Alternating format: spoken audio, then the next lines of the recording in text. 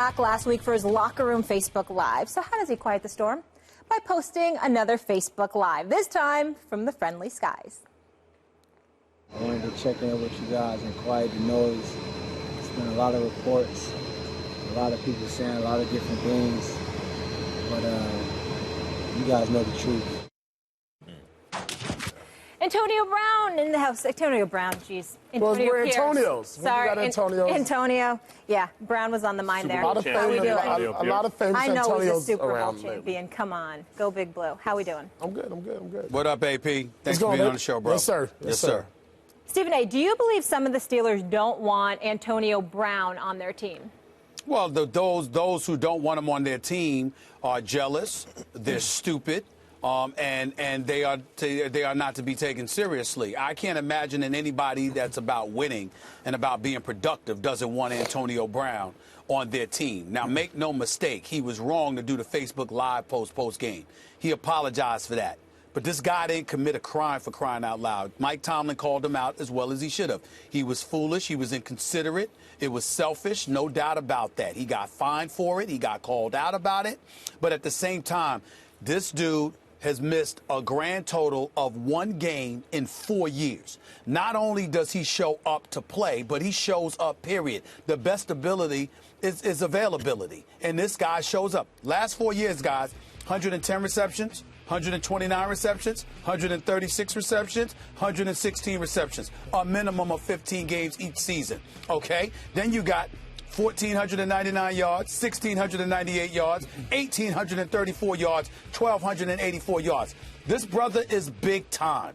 Let's put this in its proper perspective. You might have people that don't like the Facebook Live post. You might have people who thinks he's about me, and being a bit selfish. That might be an irritant.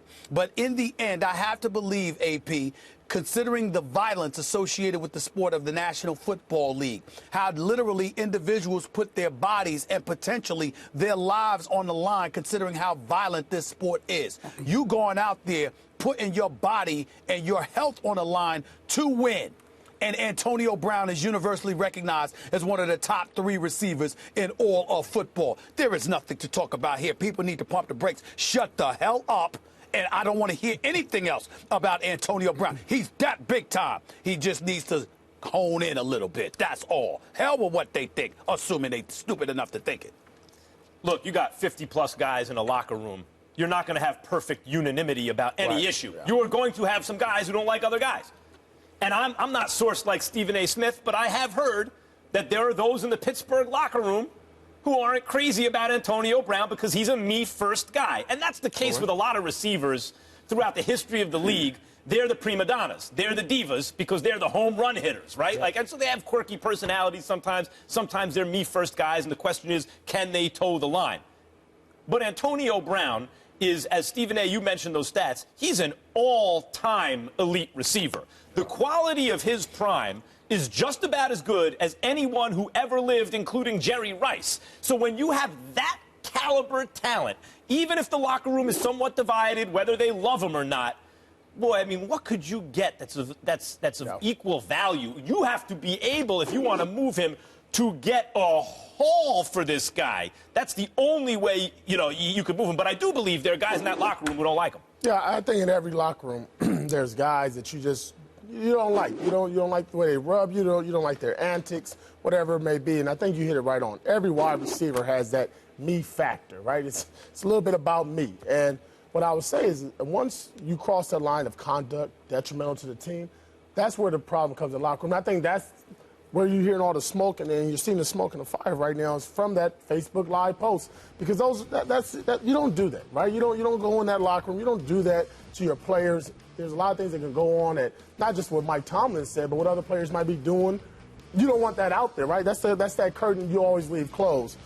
But with that being said, the guy's production, what Stephen A. hit on, is out of this world, right? Clutch, too, now. To go back just a couple weeks ago against Baltimore, the little guy's out there fighting with 2 linebackers, gets the ball over the goal line.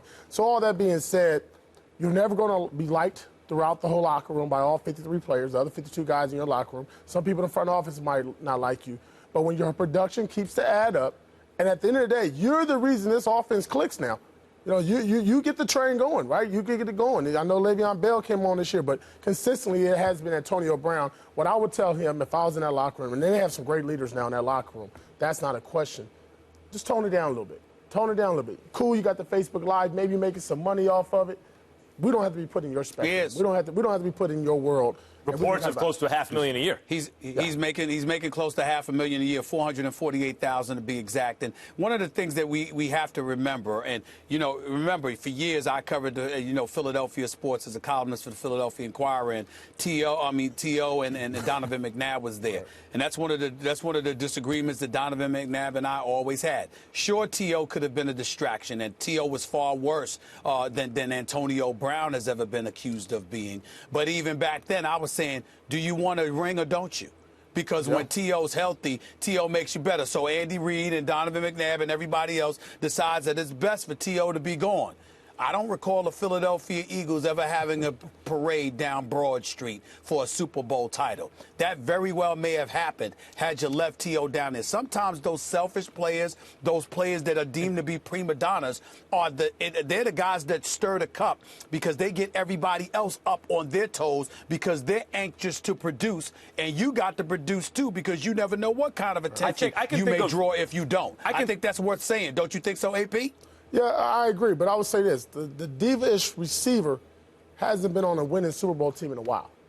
Mm-hmm. Yeah, I can think of guys on the Giants team where, like Jeremy Shockey, Tiki Barber, were elite offensive players, maybe rubbed some guys the wrong way, and when they went away, the Giants win the Super Bowl. But I can also think of Plexico Burress when he got suspended because he literally shot himself in the foot. They didn't win. Like, you guys had a chance to repeat, and you didn't win. Maybe because you didn't have Plexico Burress on the field. Well, again, that was our best player, right? That was our best player. Well, our whole offense is wrapped around that. But I will tell you this, even with Tiki and Shockey, there was a lot of guys that didn't really like those two players. But at the end of the day, they was producing on the field. It wasn't until it got overhand and the ownership had to get involved to now start making decisions. More with Shockey than Tiki. Tiki was more about individuality. Divish receivers can be problematic to some degree, but when they produce, they usually produce, and that's what matters. I think Michael Irvin was somewhat of a diva. You saw what he did.